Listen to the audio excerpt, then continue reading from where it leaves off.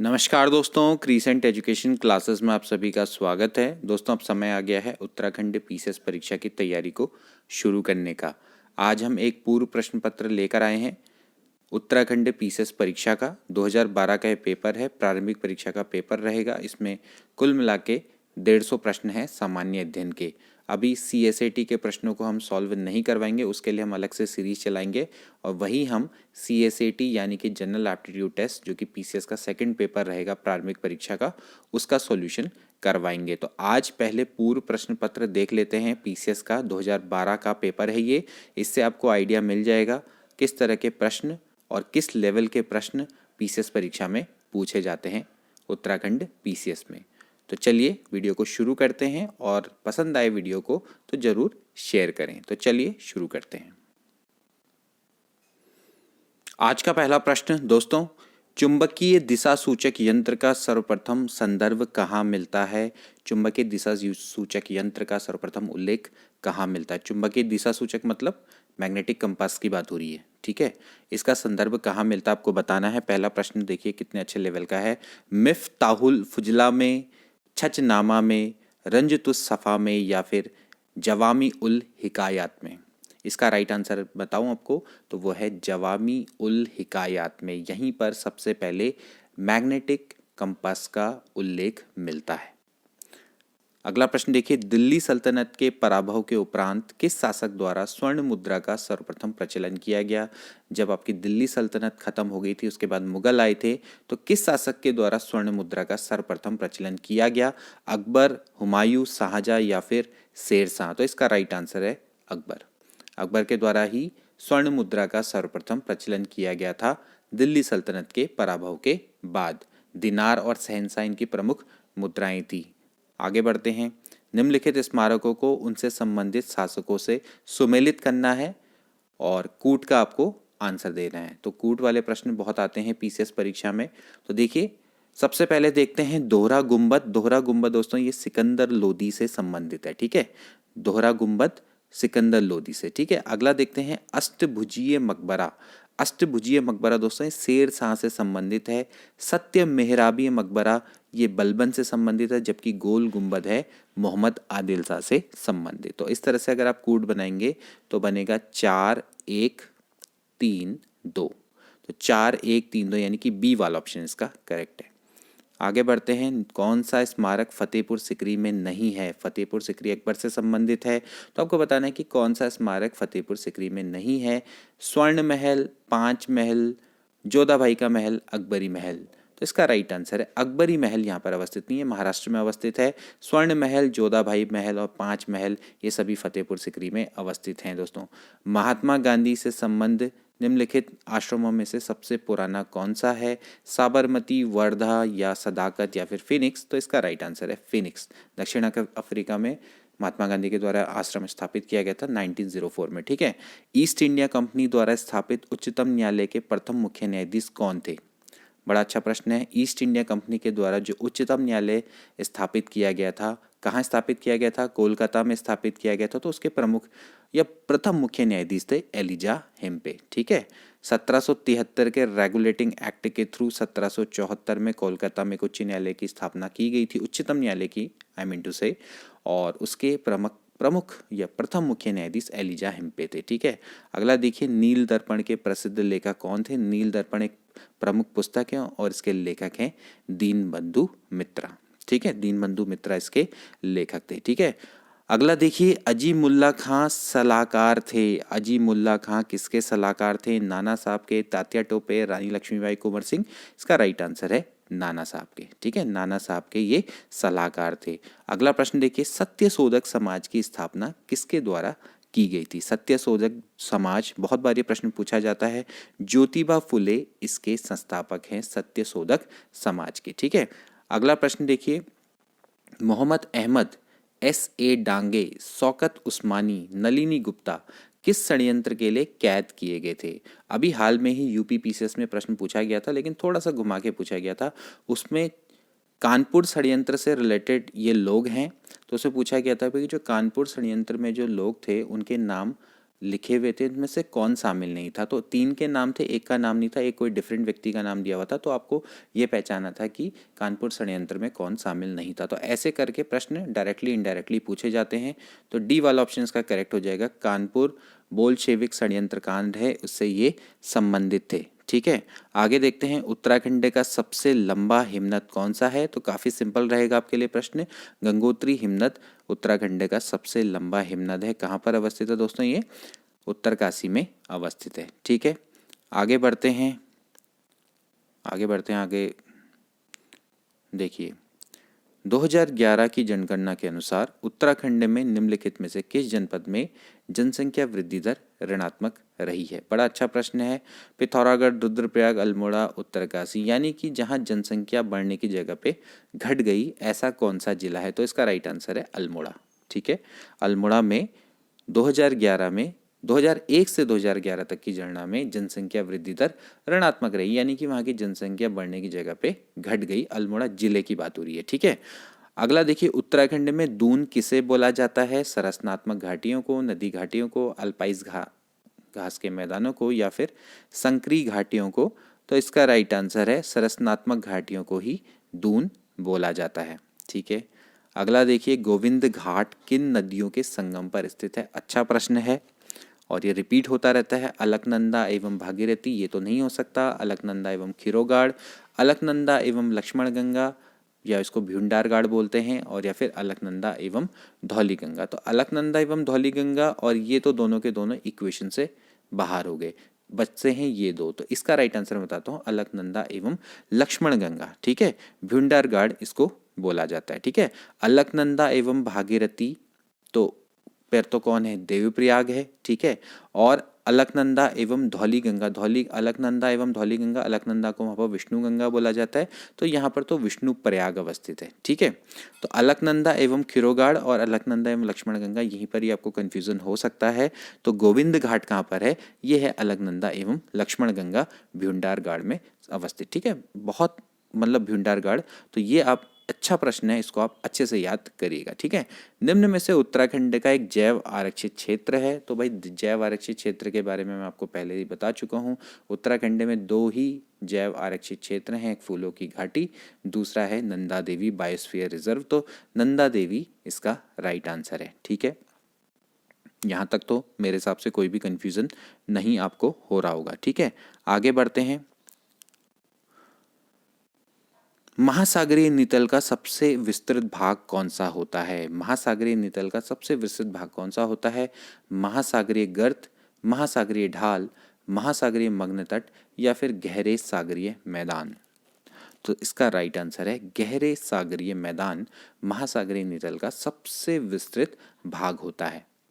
ठीक है, अगला देखिए ग्रेनाडा कहाँ पर अवस्थित है? ये प्रश्न भी कई बार रिपीट हो चुका है, आगे भी कई बार ये पूछा जा चुका है प्रश्न। तो कहाँ है ग्रेनाडा? प्रशांत में, हिंद में, कैरिबियन सागर में, भूमध्य सागर में? तो ग्रेनाडा कैरिबियन सागर में अवस्थित है। ठीक है, अब अगला प्रश्न थोड़ा सा लॉजिकल। ग्रीनविच में दोपहर 12 बजे एक तार भेजा गया। ग्रीनविच से दोपहर 12 बजे एक तार भेजा गया, तार संप्रेषित करने में 12 मिनट का समय लगा। बहुत ध्यान से इस क्वेश्चन को देखिएगा। वह एक नगर में 6 बजे साय पहुंचा, तो नगर का देशांतर क्या होगा? ठीक है, तो अब आपको दोस्तों जैसे कि पता होगा ये ग्रीनविच है, तो ग्रीनविच में अगर 12 बजे हुए हैं, ठीक है, और अगर हम लेफ्ट की ओर को जाते हैं, यानी कि पश्चिम की ओर को जाते हैं, तो ग्रीनविच से उनका समय क्या हो जाता है? कम होता चला जाता है। कि अगर वहाँ 12 बजे होंगे तो यहाँ क्या होगा? समय दोपहर से पहले का होगा, यानी कि सुबह हो सकती है। ठीक है, और लेकिन अगर हम पूर्व की ओर को जाएंगे तो ग्रीनविच से समय क्या होगा? ज़्यादा होगा। जैसे हमारा भारत का देश है, ठीक है, वो आपका क्या है? ग्रीनविच से उसका समय 5.5 घंटे आगे चलता है। ठीक है, तो यहाँ पर आप देखिए कि अगर 12 बजे हैं और यहाँ पर शाम के 6 बज गए हैं, तो इतना तो श्योर है कि ये कहाँ पर है? पूर्व में है। इतना तो हमें पता लग गया कि ये पूर्व में है। ठीक है, अब दोस्तों आपको एक चीज़ को थोड़ा सा ध्यान रखना पड़ेगा कि भाई देखिए 12, आपको ये पता होना चाहिए कि 1 डिग्री बराबर होता है 4 मिनट। ठीक है, यानी कि अगर आप देशांतर में 1 डिग्री आगे बढ़ेंगे तो 4 मिनट आपका समय आगे बढ़ जाएगा। ठीक है, तो अब आप बताइए कि अगर यहाँ पर 12 बजे हैं और अगर यहाँ पर 6 बजे हैं तो टोटल मिला के कितने हो गए भाई, 6 घंटे आगे। ठीक है, 6 घंटे का मतलब कितना हो गया, 6 × 60 मिनट। ठीक है, अब आप बताइए 1 डिग्री में 4 मिनट होते हैं तो इतने मिनट में कितने डिग्री होंगे, डिवाइडेड बाय आप क्या कर दीजिए, 4 कर दीजिए। ठीक है, तो अगर डिवाइडेड बाय 4 कर देंगे तो ये आ जाएगा भाई 15, 15 छिके कितना होता है, 90। ठीक है, 90। तो भाई 90 तो सीधी बात हो गई कि 12 बजे से भेजा और 6 बजे ये पहुंचा, लेकिन पहुंचने का समय भी तो देखना है ना। पहुंचने का समय कितना है, 12 मिनट लगा, तो इसमें से आपको क्या करना पड़ेंगे, 12 मिनट माइनस करने पड़ेंगे, या आप क्या कर सकते थे, यहाँ से भी आप 12 मिनट माइनस करते सकते थे। ठीक है, अब आप देखिए जो 12 मिनट है, 12 मिनट में कितने डिग्री बनेंगे, इसमें डिग्री बनेंगे 4 × 12 यानी कि 3 डिग्री बनेंगे, तो आप इसमें से 3 डिग्री को माइनस कर दीजिए, यानी कि कितना हो गया, 87 डिग्री पूर्व में। ठीक है, तो 87 डिग्री पूर्व इसका क्या हो जाएगा, राइट आंसर हो जाएगा। ठीक हो गया, एक बार आपको मैं फिर से बता देता हूं कि एक ग्रीनविच में 12 बजे दोपहर को एक तार भेजा गया, तार को भेजने में 12 मिनट का समय लग गया, पहली बात। ठीक है, और वह नगर में 6 बजे साय को पहुंचा। ठीक है, यानी कि आप पहले आप ये बताइए कि जब यहाँ 12 बजे होंगे तो उस नगर में कितने बजे होंगे। आप इसको ऐसे भी निकाल सकते हैं, उस नगर में 6 नहीं बजे होंगे, उसमें 6 बजने में 12 मिनट रहे होंगे, क्योंकि यहाँ से यहाँ तक 12 मिनट का समय हो गया। 6 बजे अगर वो पहुंचा तो वहाँ बज रहे होंगे कितने, आप एक काम कर सकते हैं, आप वहाँ पर इसको निकाल सकते हैं, 5 बज के कितने मिनट हो रहे होंगे, 48 मिनट हो रहे होंगे। ठीक है, 5 बज के 48 मिनट वहाँ पर हो रहे होंगे। ठीक, तो आप ऐसे भी निकाल सकते हैं, इसका मतलब है कि भाई तार को यहाँ पर तक, यानी कि यहाँ 12 बजे हैं तो यहाँ 5 बज के 48 मिनट बचे हैं, यानी कि 5 घंटे और 48 मिनट। आप डायरेक्टली यहाँ से भी निकाल सकते हैं, 5 घंटे का मतलब कितना हो गया, 60 मिनट प्लस 48 मिनट। ठीक है, 60 मिनट प्लस 48 मिनट का मतलब कितना हो गया, 108 मिनट। ठीक है, बट्टे क्या कर दो आप, 4 से डिवाइड कर दो, तो आपकी क्या मिल जाएगी, डिग्री मिल जाएगी, यहाँ से डायरेक्ट मिल जाएगा। ठीक है भाई, 4 दूनी 8 होता है, नहीं सॉरी 4 दूनी 8, एक सेकेंड मैंने थोड़ा गलत कर दिया, इसको तो हमने मल्टीप्लाई नहीं किया ना, सॉरी 5 छिके हो गया 30, 300 और प्लस 48 ना, तो 348 हो गया। ठीक है, ये 348 हो जाएगा, 348 है, तो 4 अट्ठे कितना होता है, 32, 2 4 सत्ते 28, लेंगे डायरेक्टली भी आ सकता है, तो 87 डिग्री क्या हो गया, पूर्व की ओर को हो गया। ठीक, ऐसे भी आप इसको निकाल सकते हैं। तो देखिए ऐसे प्रश्न भी आ जाते हैं, ग्रीनविच से समय निकालना भी आप सीख लीजिएगा, ऐसे प्रश्न पीसीएस में कई बार मैंने देखे हैं। ठीक है, आप आगे देखते हैं, निम्नलिखित में से कौन सा ब्रिक्स का सदस्य नहीं है। ब्रिक्स में 5 देश हैं। ठीक है, ब्रिटेन, रशिया, इंडिया, चाइना और साउथ अफ्रीका। ठीक है, तो भाई जो ब्रिक्स की अगर हम बात करेंगे तो यहाँ पर कौन नहीं है, सऊदी अरब नहीं है। ठीक है, ब्रिटेन है, रशिया है, इंडिया है, चाइना है, साउथ अफ्रीका है, सबसे लास्ट में कौन आया, साउथ अफ्रीका। ठीक, अगला देखिए, निम्न में से कौन समूह से संबंधित नहीं है, एक ग्रुप से रिलेटेड नहीं है। तो नीस, चूना पत्थर, बालू का पत्थर या फिर सेल, तो इनमें से कौन ग्रुप से संबंधित नहीं आपको बताना है। तो ए वाला ऑप्शन करेक्ट है, नीस इससे संबंधित नहीं है, चूना पत्थर, बालू का पत्थर और सेल आपस में एक समूह से हैं, जबकि नीस आपका उससे संबंधित नहीं है। ठीक है, अगला देखिए, 2011 की जनगणना के अनुसार सर्वाधिक साक्षरता वाला राज्य कौन सा है। तो 2011 की जनगणना के अनुसार इनमें से सर्वाधिक साक्षरता वाला जो राज्य है वो है मिजोरम। ठीक है, आगे बढ़ते हैं, निम्नलिखित में से कौन सुमेलित नहीं है, आपको बताना है कि कौन सुमेलित नहीं है। सिमलीपाल जैव मंडल आरक्षित क्षेत्र, ये कौन से राज्य में है दोस्तों, ये ओडिशा में है, बिल्कुल सही है। इसके बाद देखिए, नोक रेक, ये मेघालय में अवस्थित है। ठीक है, इसके बाद अगस्त मलाई, ये केरल में अवस्थित है। इसके बाद देखिए, कंचनजंगा, ये हिमाचल प्रदेश में अवस्थित नहीं है। ठीक है, कहाँ पर है, सिक्किम में अवस्थित है। ठीक, तो डी वाला ऑप्शन अपने आप ही क्या हो गया, सही हो गया, मतलब कि वो सुमेलित नहीं है। ठीक,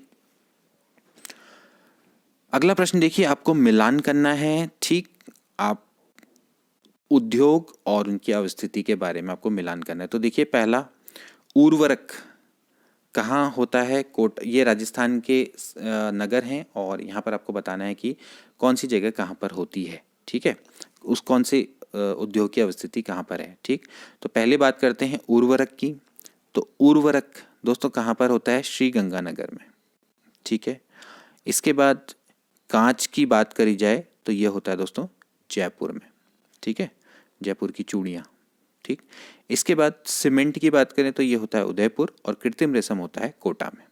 ठीक, तो क्या बनेगा, 4 3 2 1, यानी कि ए वाला ऑप्शन इसका करेक्ट हो जाएगा।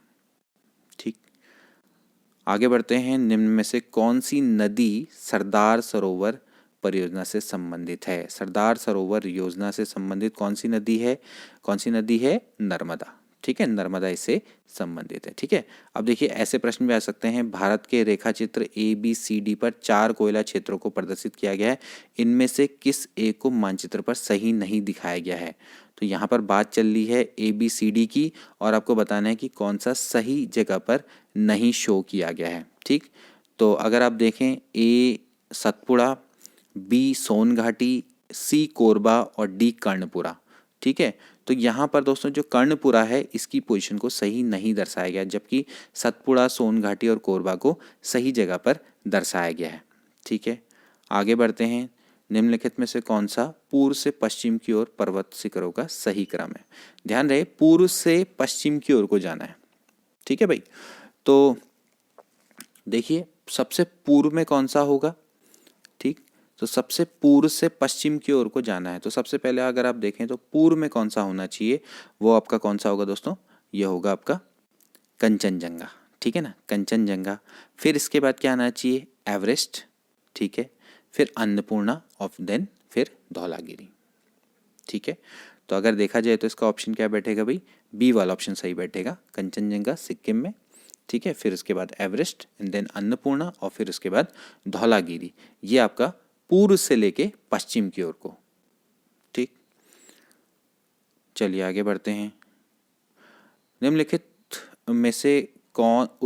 में से भारत के राज्यों का उनके क्षेत्रफल के अवरोही क्रम में सही क्रम आपको बताना है। ठीक है, अवरोही क्रम में, अवरोही का मतलब क्या है, बड़े से छोटा क्रम आपको बनाना है। ठीक, तो आप देख सकते हैं बहुत इजी है। यहाँ पर सबसे ज़्यादा क्षेत्रफल किसका है दोस्तों, छत्तीसगढ़ का है। तो सबसे हाईएस्ट तो एक ही आपको पता लग गया कि इनमें से उत्तराखंड, छत्तीसगढ़, झारखंड, हिमाचल प्रदेश। तो भाई साफ साफ है कि भाई छत्तीसगढ़ का क्षेत्रफल सबसे अधिक है, तो छत्तीसगढ़ का क्षेत्रफल यहाँ पर आ गया, तो सी वाला ऑप्शन अपने अभी करेक्ट हो जाता है। तो आप देख लीजिए छत्तीसगढ़, झारखंड, हिमाचल प्रदेश और उत्तराखंड। ठीक है, तो छत्तीसगढ़, फिर उसके बाद झारखंड, फिर हिमाचल प्रदेश और उत्तराखंड। ओके, निम्न में से कौन सी नदी गंगा में बाएं से नहीं मिलती है। ठीक है, बाएं से नहीं मिलती है वो नदी आपको बतानी है, गोमती, कोसी, घाघरा या फिर सोन। इसका राइट आंसर है सोन। ठीक है, सोन नदी बाएं से नहीं मिलती है। आगे देखते हैं, सूची 1 को सूची 2 से आपने सुमेलित करना है। समुद्री बंदरगाह दिए हुए हैं और उनके राज्य दिए हुए हैं। ठीक, तो देखिए सबसे पहले अलेप्पी कहाँ पर अवस्थित है। ठीक है, अलेप्पी दोस्तों कहाँ पर है, ये केरल में। ठीक है, फिर इसके बाद देखिए इन्नौर, ये कहाँ पर अवस्थित है, ये दोस्तों तमिलनाडु में अवस्थित है। ठीक है, पारादीप तो दोस्तों जानते ही होंगे आप, ओडिशा में अवस्थित है।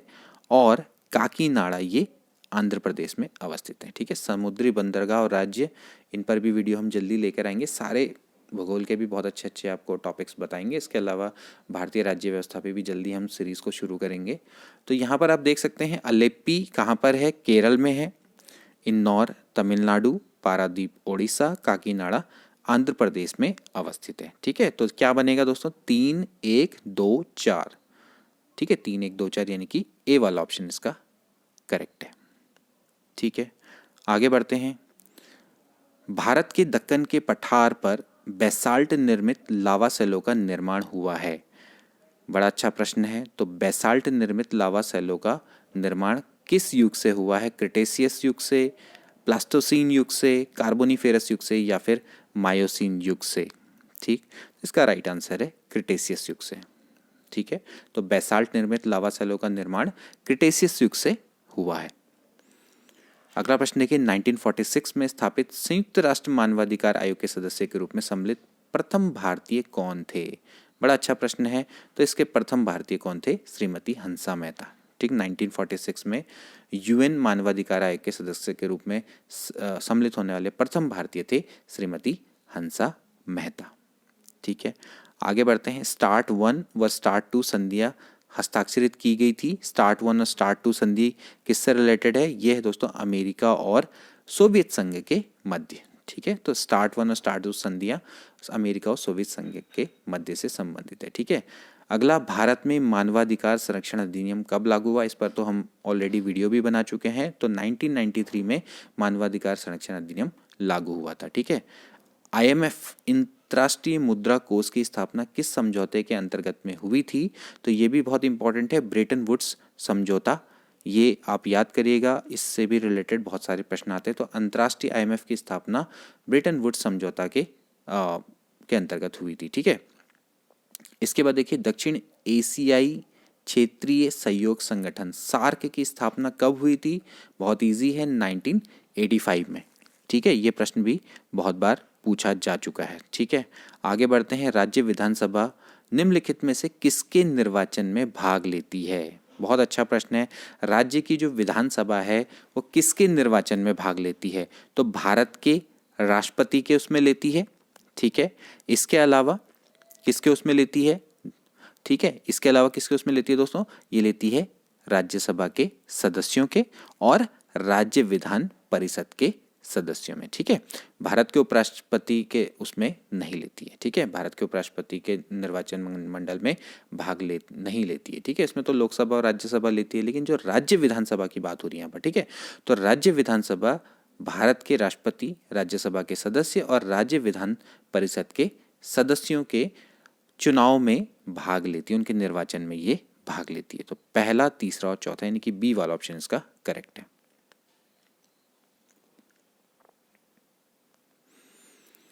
ओके, उत्तराखंड के प्रथम राज्यपाल कौन थे? तो आप, ये तो बहुत इजी सा प्रश्न है। श्री सुरजीत सिंह बरनाला उत्तराखंड के प्रथम राज्यपाल थे। अगला प्रश्न देखिए, किस संवैधानिक संशोधन द्वारा शहरी स्थानीय शासन को संवैधानिक दर्जा दिया गया? बहुत अच्छा प्रश्न है। यहाँ पर बात चल रही है शहरी स्थानीय शासन। ठीक है, अगर ग्रामीण होता तो कौन सा होता? 73, क्योंकि शहरी हो रहा तो 74। ठीक है, 70 स्थानीय शासन से रिलेटेड दो आपके संवैधानिक संशोधन है, एक है 73वां और एक है 74वां। इसको आप बिल्कुल याद करके जाइएगा। तो 74वां संविधान संशोधन है, इस शहरी स्थानीय स्वशासन से संबंधित है। ठीक है, अगला देखिए, भारत के सर्वोच्च न्यायालय का क्षेत्राधिकार किसके द्वारा बढ़ाया जा सकता है? तो भाई किसको है सर्वोच्च न्यायालय के क्षेत्राधिकार बढ़ाने की पावर? वो है संसद को। ठीक है, तो संसद द्वारा विधि बनाकर, ठीक है, संसद द्वारा विधि बनाकर न्यायालय के क्षेत्राधिकार को बढ़ाया जा सकता है। ठीक है, संसद द्वारा लॉ बनाकर बढ़ाया जा सकता है। ठीक है, मंत्रिपरिषद सामूहिक रूप से किसके प्रति उत्तरदायी होते हैं? तो वो लोकसभा के प्रति उत्तरदायी होते हैं। ठीक है, मंत्रिपरिषद लोकसभा के प्रति उत्तरदायी होते हैं। ठीक है, आगे बढ़ते हैं। निम्नलिखित में से किसको भारतीय संविधान की आत्मा कहा गया है? तो किसको भारतीय संविधान की आत्मा कहा गया है? ये कहा गया है संवैधानिक उपचार का अधिकार। ठीक है, संवैधानिक उपचारों के अधिकार को ही संविधान की आत्मा कहा गया है। बहुत अच्छा प्रश्न है। कई बार इसमें लोग कंफ्यूज हो जाते हैं। प्रस्तावना को भारतीय संविधान की आत्मा कहते हैं, लेकिन संवैधानिक उपचार को ही असल में भारतीय संविधान की आत्मा बोला गया है। ठीक है, संवैधानिक उपचार का अधिकार मतलब 32। ठीक है, यानी कि जो हमें जितने भी मूल अधिकार मिले हैं उनकी रक्षा के लिए हम क्या कर सकते हैं? सुप्रीम कोर्ट जा सकते हैं। ठीक है, तो वो एक तरह से क्या है, हमारे संविधानों में जो मूल अधिकार दिए हैं उनकी रक्षा करता है। उसके लिए हम, अगर हमारे संविधान के मूल अधिकारों का कहीं पर कोई हनन होता है तो हम आर्टिकल 32 के तहत पर कोर्ट जा सकते हैं। ठीक है, तो वे क्या है? संवैधानिक उपचार का अधिकार है, जिसको कि भारतीय संविधान की आत्मा बोला गया है। आगे देखिए, लोकसभा सचिवालय प्रत्यक्ष रूप से किसकी देखरेख में कार्य करता है? तो लोकसभा सचिवालय प्रत्यक्ष रूप से लोकसभा अध्यक्ष की देखरेख में कार्य करता है। ठीक है, आगे बढ़ते हैं। निम्न में से किसकी नियुक्ति राज्य का राज्यपाल नहीं करता है? तो इनकी नियुक्ति राज्य का राज्यपाल नहीं करता है। ठीक है, तो दोस्तों वैसे इस प्रश्न में थोड़ा सा कन्फ्यूज़न है, क्योंकि इसका आंसर आयोग के द्वारा उच्च न्यायालय के न्यायाधीश दिया गया है। हालांकि उच्च न्यायालय के न्यायाधीश की नियुक्ति राष्ट्रपति के द्वारा ही की जाती है, CJI chief justice of India की सलाह और राज्यपाल की सलाह पर। लेकिन जो महान्यायवादी है अटॉर्नी जनरल, इसकी नियुक्ति भी राष्ट्रपति के द्वारा की जाती है। तो दोनों की नियुक्ति राज्यपाल नहीं करता, तो ये क्वेश्चन गलत रहा है। ठीक है, तो देखा जाए तो सी और डी इसका राइट आंसर होना चाहिए। ठीक, अगला देखिए, निम्नलिखित में से किसके अंतर्गत भारतीय संविधान सभा का गठन किया गया है। तो ठीक है, तो भारतीय संविधान सभा का गठन किसके अंतर्गत किया है दोस्तों? कैबिनेट मिशन योजना थी, इसके तहत पर किया गया है। कब आई थी? 1946 में। ठीक है, आगे देखते हैं, भारतीय संसद में निम्नलिखित में से कौन सम्मिलित है? भारतीय संसद दोस्तों 3 लोगों से मिलकर बनती है, राष्ट्रपति, लोकसभा और राज्यसभा। ठीक है, आगे बढ़ते हैं, संसद के दोनों सदनों की संयुक्त बैठक की अध्यक्षता कौन करता है? संसद के दोनों सदनों की संयुक्त बैठक की अध्यक्षता कौन करता है? ये करता है लोकसभा अध्यक्ष। ठीक है, और संयुक्त सदनों की जो संयुक्त बैठक को बुलाता कौन है? वो भारत का राष्ट्रपति बुला सकता है। ठीक है, ये आपको थोड़ा सा इनमें अंतर है, ये आपको पता होना चाहिए। ठीक है, भारत का मुख्य चुनाव आयुक्त का कार्यकाल कितना होता है? तो भारत के मुख्य चुनाव का आयुक्त का कार्यकाल कितना होता है? 6 वर्ष या 65 वर्ष की आयु, जो भी पहले हो वो होता है। ठीक है, जनहित याचिका यानी कि PIL कहाँ प्रस्तुत की जा सकती है? तो जनहित याचिका दोस्तों दोनों न्यायालयों में प्रस्तुत की जा सकती है, उच्च न्यायालय में भी और सुप्रीम कोर्ट में भी, यानी कि सर्वोच्च न्यायालय, दोनों में जनहित याचिका को दायर किया जा सकता है। ठीक है, आगे बढ़ते हैं, 1962 के चीन युद्ध से पूर्व उत्तराखंड की किस जनजाति के तिब्बत के संग व्यापारिक संबंध थे? तो काफी सिंपल सा प्रश्न है, तिब्बत के संग व्यापारिक संबंध रखने वाली जाति कौन सी है? भोटिया जनजाति है। ठीक है, गणदेश सेवा संघ का गठन किसके द्वारा किया गया था? श्रीदेव सुमन के द्वारा किया गया था। उत्तराखंड क्रांति दल के प्रथम अध्यक्ष कौन थे? देवी दत्त पंत यानी DD पंत इसके प्रथम अध्यक्ष थे। उत्तराखंड के गांधी के रूप में किसको जाना जाता है? इंद्रमणि बड़ौनी को उत्तराखंड के गांधी के रूप में जाना जाता है।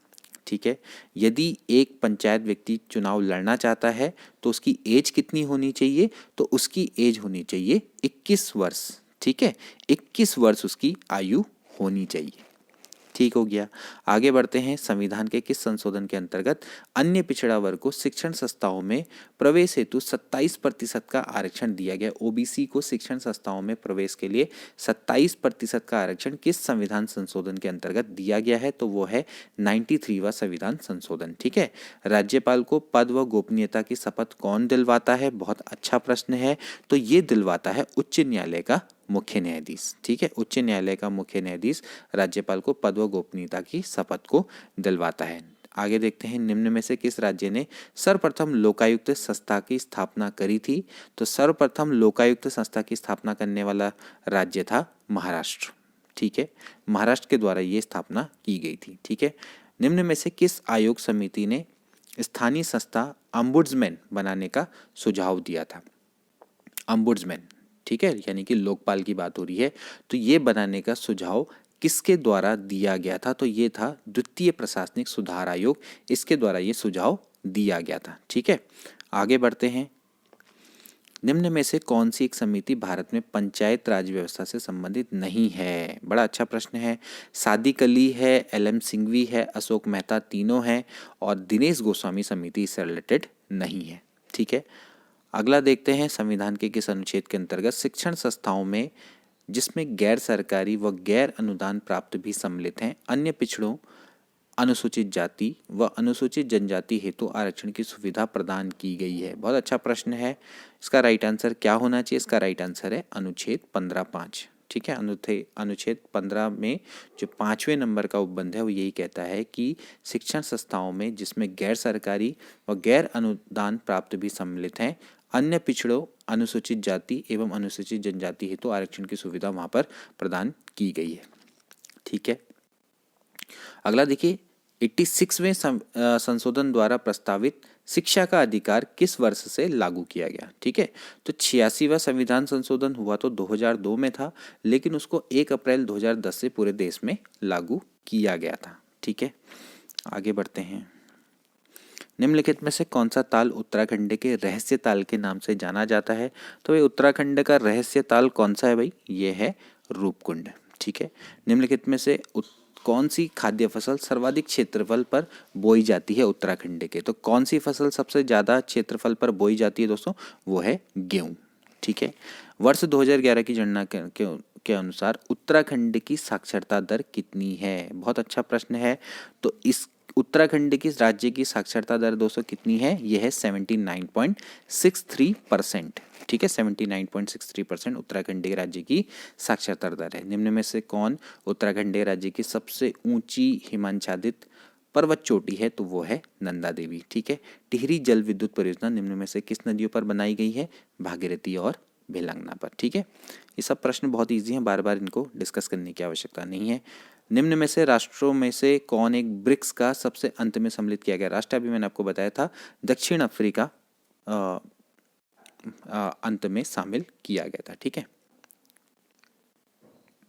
और एक चीज के लिए माफी चाहूंगा, मैंने शायद वहां पर जो ब्रिक्स को बोला था, तो ब्रिक्स में मैंने ब्रिटेन बोल दिया। सॉरी, ब्रिटेन नहीं, ब्राजील है। ठीक है। वो मैं थोड़ा सा अपने वर्ड्स के लिए माफ़ी चाहूँगा। ब्रिटेन्स मतलब sorry, Brazil, Russia, India, China और साउथ अफ्रीका। ठीक है।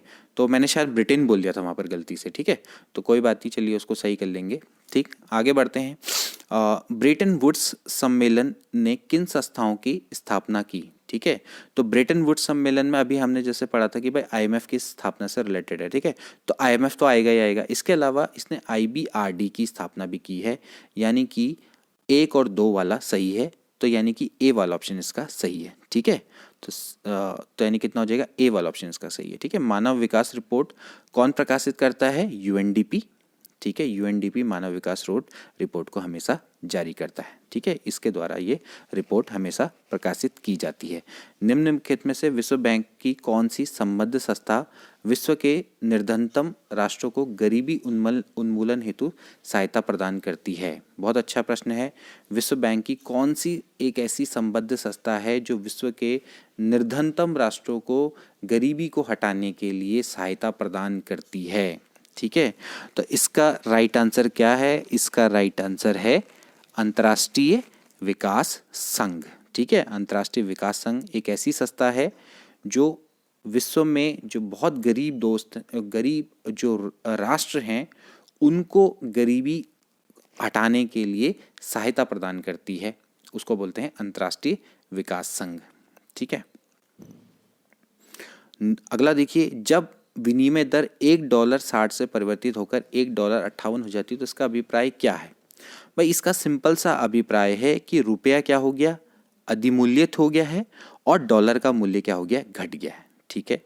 रुपए का वैल्यू बढ़ गई है, डॉलर की मूल्य घट गया है। यानी कि 1 और 2 सही है, यानी कि ए वाला ऑप्शन इसका करेक्ट है। ठीक है। माल्थस की जनसंख्या सिद्धांत के अनुसार जनसंख्या में वृद्धि कैसे होती है दोस्तों? ये होती है ज्यामितीय क्रम में। ठीक है। ज्योमेट्रिकल प्रोसेस में जनसंख्या की वृद्धि होती चली जाती है। ठीक है। अगला देखिए, फिलिप्स वक्र किसके मध्य संबंध को बताता है? फिलिप्स जो वक्र है दोस्तों, ये मुद्रास्फीति और बेरोजगारी के संबंध को बताता है, यानी कि बी वाला ऑप्शन करेक्ट है। मुद्रास्फीति और बेरोजगारी के संबंध को दर्शाता है फिलिप्स वक्र। ठीक है। आगे देखते हैं, निम्न में से किस अर्थशास्त्री ने व्यापार चक्र का विशुद्ध मौद्रिक सिद्धांत प्रतिपादित किया था? व्यापार चक्र का विशुद्ध मौद्रिक सिद्धांत प्रतिपादित करने वाला अर्थशास्त्री कौन है? ठीक है। तो ये है हार्टे। ठीक है। तो हार्टे के द्वारा व्यापार चक्र का विशुद्ध मौद्रिक सिद्धांत प्रतिपादित किया गया था। ठीक है। निम्न में से पूंजी का संग्रहण द एक्यूमुलेशन ऑफ कैपिटल पुस्तक नाम का लेखक कौन है? अच्छा प्रश्न है। तो एक्यूमुलेशन ऑफ कैपिटल के लेखक है श्रीमती जॉन रॉबिन्सन। ठीक है। श्रीमती जॉन रॉबिन्सन के द्वारा ये बुक लिखी गई है। निम्न में से किस अर्थशास्त्री ने 1929-30 की महान मंदी को सुधारने के लिए राजकोषीय नीति के उपाय का उपयोग किया था? तो राजकोषीय नीति के उपाय का प्रयोग करने वाला अर्थशास्त्री कौन है? ठीक है। जो 1929-1930 की महान मंदी को उसको सुधारने के लिए जिसका प्रयोग किया गया था, तो वो कौन है? तो वो है प्रोफेसर कीन्स। ठीक है।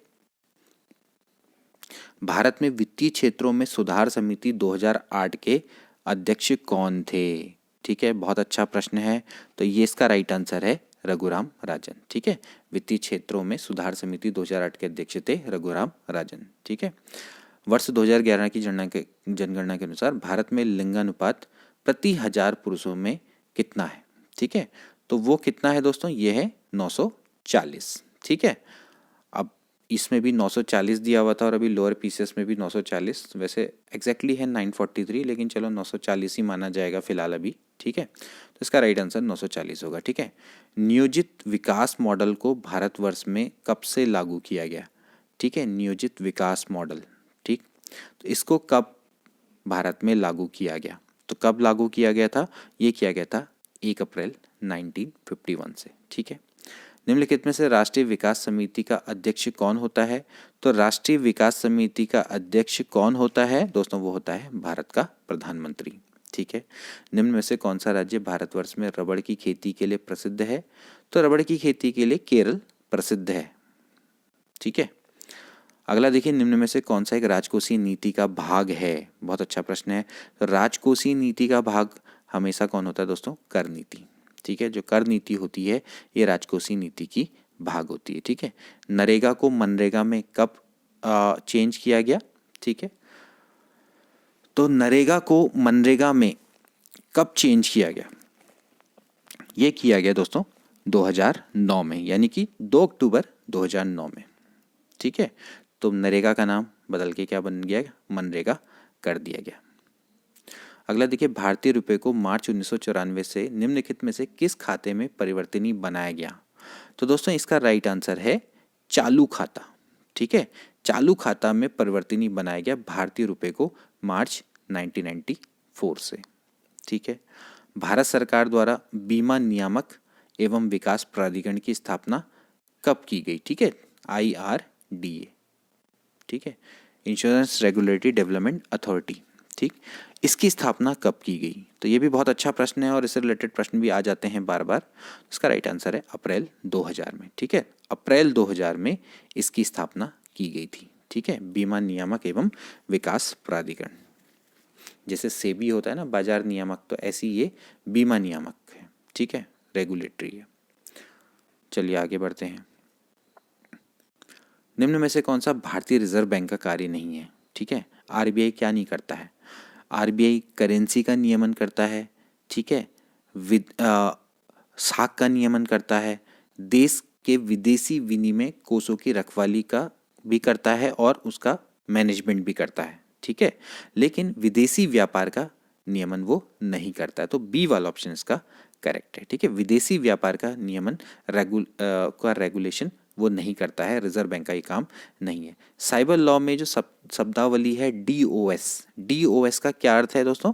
क्या अर्थ होता है DOS का? DOS का अर्थ क्या होता है? वो होता है डिनाइल ऑफ सर्विस। ठीक है, साइबर लॉ में डिनाइल ऑफ सर्विसेज को बोला जाता है। ठीक है, डिस्क ऑपरेटिंग सिस्टम नहीं, यहाँ पर हो रही है साइबर लॉ में, तो साइबर लॉ में डिनाइल ऑफ सर्विसेज को बोला जाता है। ठीक है, चलिए आगे बढ़ते हैं।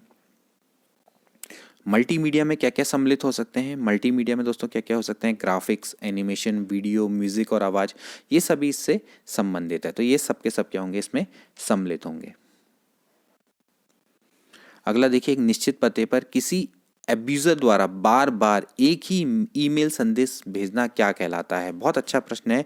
इसको बोलते हैं दोस्तों ईमेल बॉम्बिंग। ठीक है, ईमेल बॉम्बिंग, बार बार एक एब्यूजर द्वारा एक ईमेल संदेश भेजना किसी निश्चित पते पर, वो ईमेल बॉम्बिंग कहलाता है। ठीक है, कई लोग इसका ईमेल स्पैमिंग देंगे, ईमेल स्पैमिंग नहीं होगा, उसको बोलते हैं ईमेल बॉम्बिंग।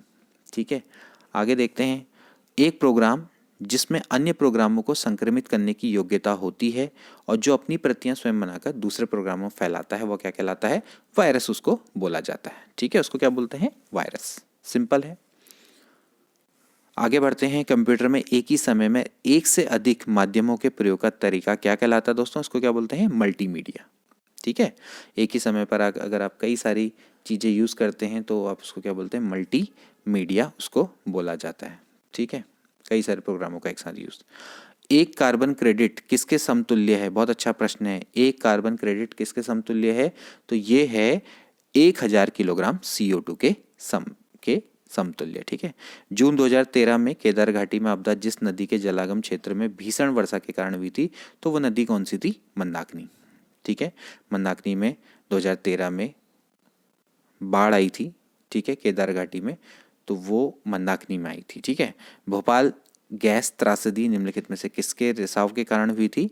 तो मिथाइल आइसोसाइनेट के रिसाव के कारण ये हुई थी। ठीक है। इसके बाद देखिए, मिनी माता व्याधि का मुख्य कारण कौन है? तो मिनी माता का जो मुख्य कारण है दोस्तों वो है पारद विषाक्तता। ठीक है, पारद विषाक्तता इसका मुख्य कारण है। ठीक है, मरकरी पॉइजनिंग। आगे बढ़ते हैं। किसी निश्चित क्षेत्र में प्राणियों की संख्या की सीमा जिसे पर्यावरण समर्थन कर सकता है उसको क्या कहते हैं? ठीक है, उसको क्या बोला जाता है दोस्तों? उसको बोला जाता है वहन क्षमता। ठीक है, निश्चित क्षेत्र में प्राणियों की संख्या की सीमा जिसे पर्यावरण समर्थन कर सकता है उसको वहन क्षमता बोला जाता है। नैनो कण के आकार निम्न में से किसके बीच में होता है? तो नैनो कण का जो आकार होता है दोस्तों वो होता है 1 nm से 100 nm के बीच में। 1 nm से 100 nm के बीच में एक नैनो कण का आकार होता है। चलिए अगला प्रश्न देखते हैं। जैव विविधता में परिवर्तन किस तरफ होता है? ठीक, तो ऑफकोर्स कहाँ की ओर को होगा दोस्तों? भूमध्य रेखा की ओर को बढ़ने पर। ठीक है, भूमध्य रेखा की तरफ को बढ़ेंगे उतनी ज़्यादा आपको जैव विविधता पाई जाएगी। ठीक है, तो इसका राइट आंसर क्या हो जाएगा? भूमध्य रेखा की तरफ को बढ़ती चली जाती है। ठीक है, अगला देखिए, बैलिसस थूरिनजिएंसिस का प्रयोग किस में होता है? ठीक, बैसिलस थूरिनजिएंसिस, तो इसका प्रयोग कहाँ पर होता है दोस्तों? इसका प्रयोग होता है जैविक कीटनाशक के रूप में। ठीक है, निम्न में से कौन सी गैस ग्लोबल वार्मिंग के लिए सबसे ज़्यादा जिम्मेदार है? तो कार्बन डाइऑक्साइड इसके लिए सबसे ज़्यादा जिम्मेदार है।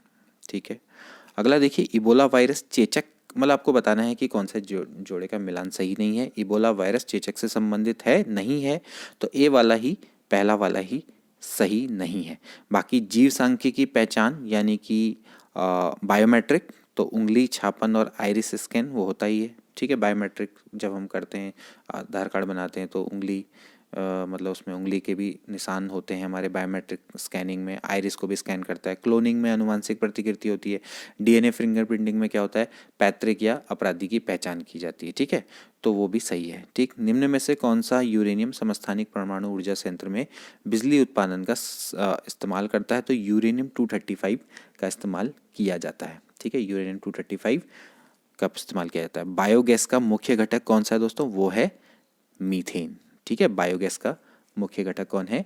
मीथेन है। ठीक है, निम्नलिखित में से कौन सा तत्व सोलर सेल में उपयोग किया जाता है? तो सिलिकॉन का प्रयोग किया जाता है सोलर सेल में। ठीक है, निम्न में से कौन सा पॉलीमर नहीं है? अच्छा प्रश्न है, पॉलीमर जो नहीं है, तो पॉलीमर कौन सा नहीं है दोस्तों? यह है कैप्रोलैक्टम। कैप्रोलैक्टम पॉलीमर नहीं है। नायलॉन, टेफ्लॉन, पॉलीस्टाइरीन, ये सब पॉलीमर के प्रकार हैं। खून का थक्का बनने के लिए क्या चाहिए? वो चाहिए विटामिन के। ठीक है, इलेक्ट्रॉनिक बल्ब में फिलामेंट किसका बना होता है? टंगस्टन का बना होता है। ठीक है, अब आप बताइए, निम्न में से किस विकिरण की ऊर्जा प्रति क्वांटम सर्वाधिक होगी जिसकी वेवलेंथ सबसे कम होगी? ठीक है, तो किसकी वेवलेंथ सबसे कम है?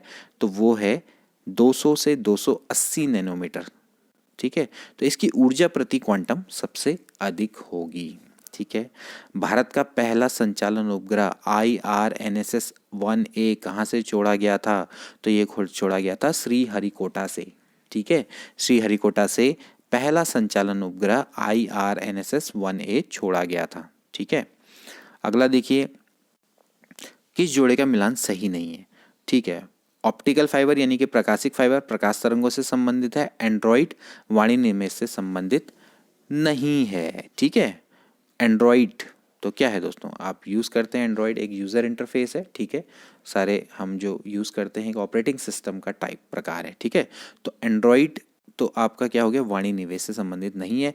बाकी वृहद हेड्रॉन कोलाइडर गॉड पार्टिकल से संबंधित है। लाल ग्रह मंगल है। ठीक है, भारतीय रिमोट सेंसिंग संस्थान कहाँ पर है? सिंपल है, तो कहाँ पर है दोस्तों? ये देहरादून में अवस्थित है। ठीक है, अगला देखिए,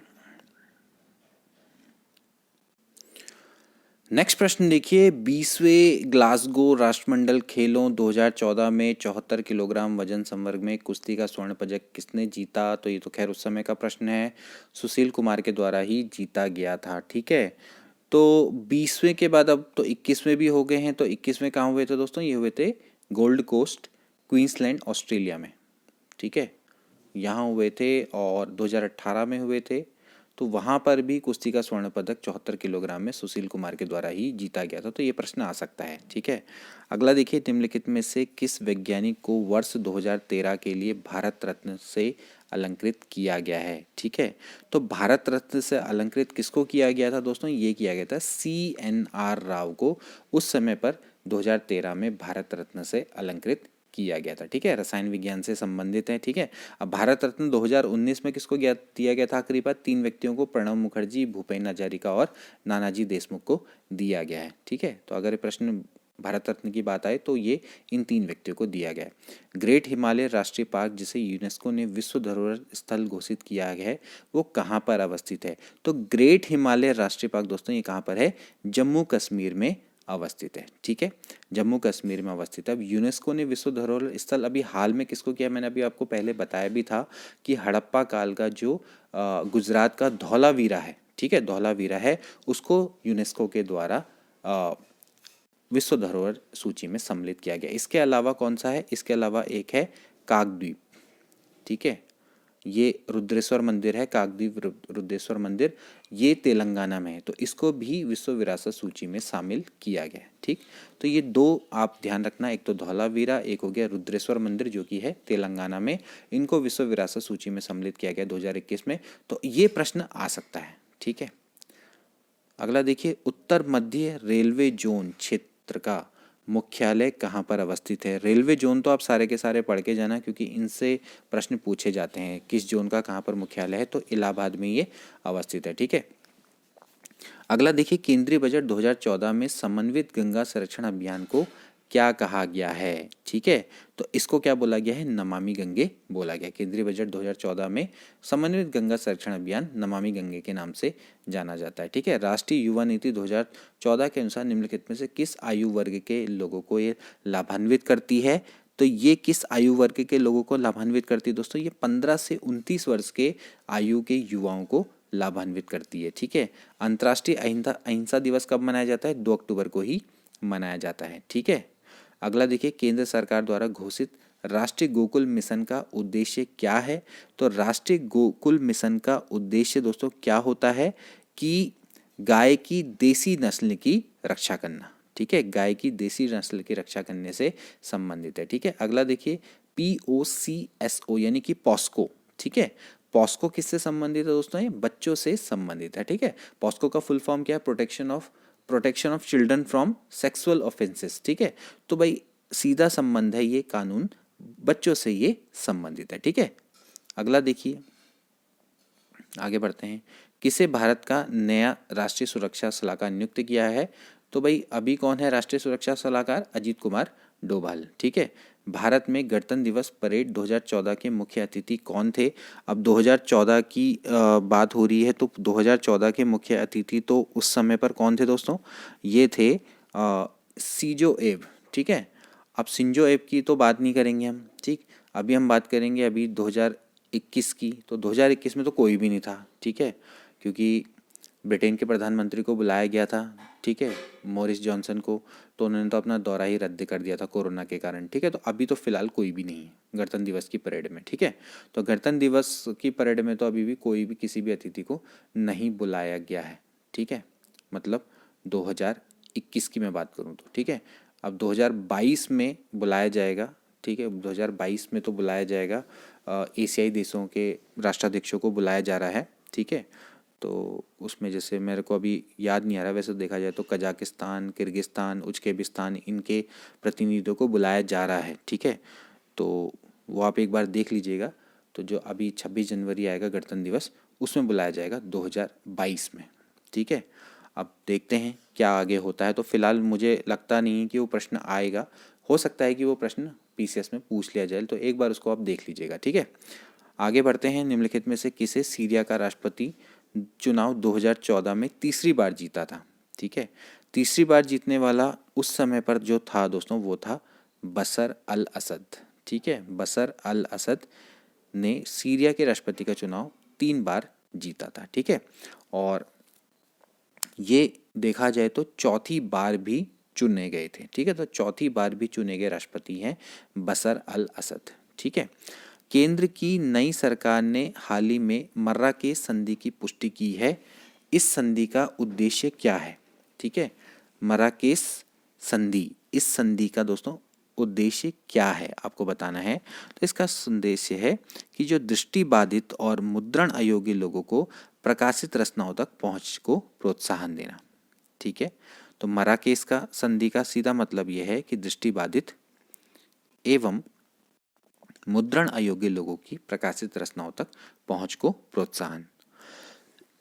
ठीक है, मर्राकेश कहाँ पर अवस्थित है दोस्तों? मोरक्को में अवस्थित है। ठीक है, आगे बढ़ते हैं। निम्नलिखित में से किस फिल्म ने कान फिल्म महोत्सव 2014 में पाम डी आर पुरस्कार प्राप्त किया? ठीक है, अब पाम डी आर पुरस्कार किसके द्वारा किया गया था? तो ये दोस्तों उस समय की अगर हम बात करें तो उस समय पर तो ये था विंटर स्लीप। ठीक है, विंटर स्लीप। ठीक, और अभी देखा जाए तो किसको मिला है? टाइटन को मिला है। ठीक है, टाइटन को। ठीक, तो 2021 का अगर हम बात करेंगे तो वह है टाइटन। ठीक है, तो ये आप थोड़ा सा देख लीजिएगा कि इस बार का जो मिला है पाम डी आर पुरस्कार कान फिल्म महोत्सव में, तो वो मिला है टाइटन को। ठीक है, तो ये आप याद करिएगा। ठीक है, अगला देखिए, निम्नलिखित में से कौन प्रथम अफ्रीकी संयुक्त राष्ट्र संघ के महासचिव रहे हैं? तो प्रथम अफ्रीकी संयुक्त राष्ट्र संघ के महासचिव कौन रहे हैं दोस्तों? वो रहे हैं बुतरोस घाली। ठीक है, बुतरोस घाली संयुक्त राष्ट्र संघ के प्रथम अफ्रीकी महासचिव रहे हैं। ठीक है, अगला देखिए, निम्न में से मई 2014 में चांदपुरी ओडिशा से पृथ्वी से आकाश तक मार करने वाली किस प्रक्षेपास्त्र का सफलतापूर्वक परीक्षण किया गया था? तो ये किया गया था आकाश का। ठीक है, तो इसका राइट आंसर क्या हो जाएगा दोस्तों? आकाश। ठीक है, 25 जुलाई 2014 को राष्ट्रपति भवन में जिस नए संग्रहालय का उद्घाटन किया गया था उसका नाम क्या है? बहुत अच्छा प्रश्न है, ये आ भी सकता है। तो इसका नाम है द स्टेबल्स। ठीक है, स्टेबल्स, क्योंकि जरूरी नहीं कि प्रश्न एकदम 2014-15 के भी पूछे जा सकते हैं, लेकिन उस समय के हिसाब से जो बहुत ज़्यादा महत्वपूर्ण रहा होगा तो ये प्रश्न बिल्कुल पूछा जा सकता है ना। खेल कूद के तो नहीं पूछे जाते, संधि से रिलेटेड प्रश्न भी पूछे जाते हैं, और इस तरह के कि भाई जो संग्रहालय का उद्घाटन किया गया था तो उससे रिलेटेड प्रश्न भी आ सकते हैं। ठीक है, निम्नलिखित में से किसने जून 2014 में एशियाई बिलियर्ड्स चैंपियनशिप जीती? तो ऐसे प्रश्न वैसे नहीं आएंगे, क्योंकि ये जो खेल कूद से रिलेटेड है तो ये तो बहुत ज़्यादा मुश्किल हो जाता है कि 2014 का याद करना। प्रश्न ये हो सकता है कि 2021 से रिलेटेड आ सकते हैं। ठीक है, तो 2021 की अगर हम बात करेंगे, पहले चलिए इसका प्रश्न का आंसर देख लेते हैं। इस प्रश्न का आंसर क्या है? सौरव कोठारी। ठीक है, तो सौरव कोठारी के द्वारा जीता गया था। और अभी अगर हम देखें तो एशियाई स्नूकर चैंपियनशिप की बात करेंगे तो वो है पंकज आडवाणी। ठीक है, तो पंकज आडवाणी ने जीता है। ठीक है, इसको आप ध्यान रखना, पंकज आडवाणी। ठीक है, आगे बढ़ते हैं। निम्न में से किसने वर्ष 2014 के विंबलडन के अंडर 19 गोल्ड टूर्नामेंट में स्वर्ण पदक जीता? ठीक है, तो विंबलडन के अंडर 19 में गोल्ड टूर्नामेंट में स्वर्ण पदक जीतने वाला कौन है? तो वो थे लक्ष्य सेन। ठीक है, लक्ष्य सेन ने जीता था उस समय पर। ठीक है, अभी अगर हम बात करेंगे दोस्तों तो ये विंबलडन का अंडर 19 तो नहीं, विंबलडन का ये पूछा जा सकता है कि विंबलडन के पुरुष एकल खिताब के विजेता कौन है? तो वो है नोवाक जोकोविच। ठीक है, नोवाक जोकोविच के द्वारा विंबलडन का खिताब जीता गया है। ठीक है, अगला देखते हैं, निम्नलिखित में से कौन से राज्य प्रस्तावित किसाऊ बांध परियोजना से लाभान्वित होंगे? तो ऑफकोर्स कौन होंगे? उत्तराखंड और हिमाचल प्रदेश इससे लाभान्वित होंगे। ठीक है, ये होते ही हैं अभी भी। ठीक, अगला देखते हैं, वर्तमान में राष्ट्रीय महिला आयोग की अध्यक्ष निम्न में से कौन है? तो वर्तमान में राष्ट्रीय महिला आयोग की अध्यक्ष कौन है दोस्तों? वो है रेखा शर्मा। ठीक है, अब ये उस समय का प्रश्न है, तो आज तो रेखा शर्मा है, तो अब रेखा शर्मा ही राइट आंसर करेंगे। ठीक है, उत्तराखंड में प्रसिद्ध नंदा राज्य यात्रा 2014 में किस अवधि में संपन्न हुई थी? तो ये भी बड़ा अच्छा प्रश्न है। तो नंदा राज्य यात्रा हुई थी 18 अगस्त से 6 सितंबर 2014 में। ठीक है, ये प्रश्न आ सकता है, बिल्कुल इसके आने के चांसेस रहेंगे। ठीक है, एक ही लोकसभा निर्वाचन क्षेत्र में लगातार 8वीं बार चुनाव जीतने वाली भारत की महिला सांसद कौन है? बहुत अच्छा प्रश्न है दोस्तों। तो इसका राइट आंसर है सुमित्रा महाजन। सुमित्रा महाजन, ठीक है, एक निर्वाचन क्षेत्र में लगातार 8 बार चुनाव जीतने वाली महिला सांसद। ठीक है, अगला देखिए, out of print newspapers journalism and the business of the newer in the digital age नामक पुस्तक के लेखक कौन है? आउट ऑफ प्रिंट, ठीक है, newspaper journalism and the business of news in the digital age, इसके लेखक कौन है? तो इसके लेखक हैं प्रोफेसर जॉर्ज ब्रॉक। ठीक है, प्रोफेसर जॉर्ज ब्रॉक के द्वारा पुस्तक लिखी गई है। महाराष्ट्र के बागवानी राजदूत के नाम से किसे के रूप में किसको नियुक्त किया गया? तो महाराष्ट्र के बागवानी राजदूत के रूप में उस समय की बात हो रही है ये, तो उस समय पर किया गया था अमिताभ बच्चन को। ठीक है, आगे देखते हैं, अंतर्राष्ट्रीय परमाणु ऊर्जा एजेंसी की जुलाई 2014 की रिपोर्ट के अनुसार निम्न में से किस देश ने अपने संवर्धित यूरेनियम के भंडार को में प्रभावकारी कमी की है? तो उस समय की रिपोर्ट के अनुसार दोस्तों ये है ईरान। ठीक है, तो ईरान के द्वारा कमी की गई है। ठीक है, अगला देखिए, संयुक्त राष्ट्र संघ के मंच UN वुमेन ने अपने ही फॉर शी अभियान हेतु जुलाई 2014 में किसे अपना सद्भावना राजदूत मनोनीत किया है? ठीक, तो ये इसका राइट आंसर है एमा वॉटसन। ठीक है, एमा वॉटसन। UN वुमेन ने अपने ही फॉर शी अभियान हेतु जुलाई 2014 में, तो अब ये तो खैर उस समय के प्रश्न है, तो इनका आने की संभावना तो कम रहेगी। आगे बढ़ते हैं, निम्नलिखित में से किसने दक्षिण कोरिया में आयोजित 17वें एशियन खेल में भारत के लिए पहला पदक प्राप्त किया था? तो पहला पदक किसने किया था 17वें एशियन खेल में? ठीक, तो ये है श्वेता चौधरी। ठीक है, श्वेता चौधरी। चलिए आगे बढ़ते हैं, अगला देखिए, छठे ब्रिक्स सम्मेलन, ठीक, में फोर्टालेजा घोषणा यानी ब्राजील 2014 के अनुसार मूलभूत संरचना भेद तथा सतत विकास की आवश्यकताओं को संबोधित करने हेतु न्यू डेवलपमेंट बैंक की स्थापना के लिए संस्थापक सदस्यों में बराबर हिस्सेदारी होने वाला प्रारंभिक पूंजी अंशदान कितना है?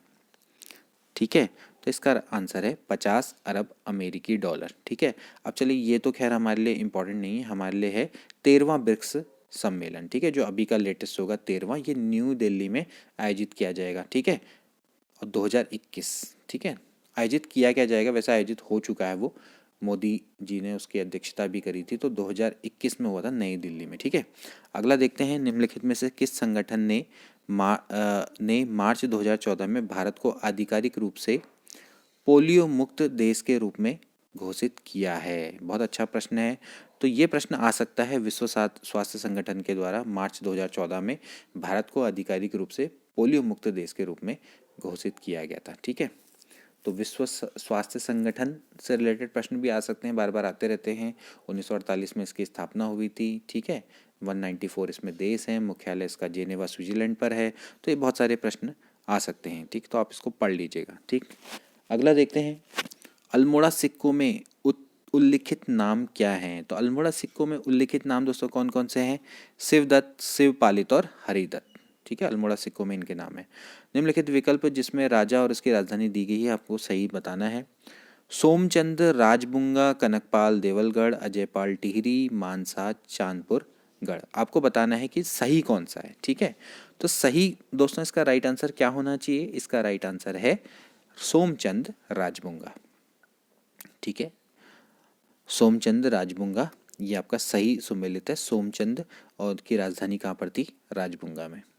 ठीक है, आगे बढ़ते हैं, नागकटी रानी गढ़वाल के इतिहास में कौन विख्यात हैं दोस्तों? तो वो हैं रानी कर्णावती। ठीक है, चलिए अब आगे बढ़ते हैं, गढ़वाल सर्वदलीय परिषद का गठन 1928 में किसके द्वारा किया गया था?